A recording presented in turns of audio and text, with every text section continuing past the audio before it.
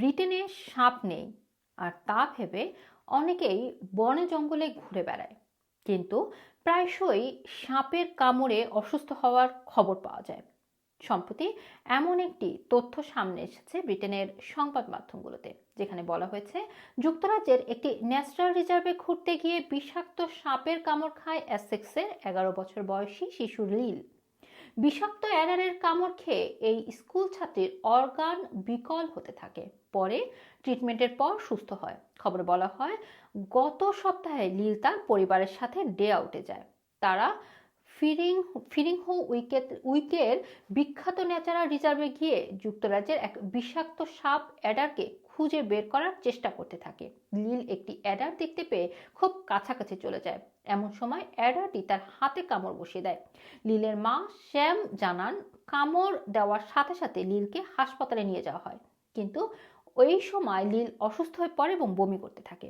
20 মিনিটের মধ্যে তার অর্গান বিকল হতে থাকে। এক পর্যায়ে তার হৃদস্পন্দন প্রায় বন্ধ হয়ে যায়। ভাগ্যক্রমে অ্যান্টিভেনম এবং অ্যাডেনালিন দেওয়ার পরে তার স্পন্দন স্বাভাবিক হতে থাকে। বেশ কয়েকদিন হাসপাতালে চিকিৎসাধীন থাকার পর লিল সুস্থ হয়। স্যাম জানান, 1 ঘন্টার ব্যবধানে এমন ভয়ানক ঘটনা ঘটেছে।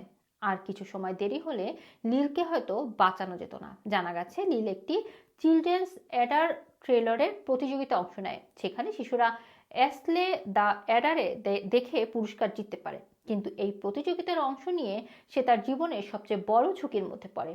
এসেক্স ওয়াইল্ড লাইফ ট্রাস্টের একজন মুখপাত্র বলেছেন, ফিরিংহো উইক নেচার ডিসকভারি সেন্টারের প্রবেশ পথে এবং তাদের ওয়েবসাইটে অ্যাডার সম্পর্কে একটি স্পষ্ট সতর্কবার্তা রয়েছে।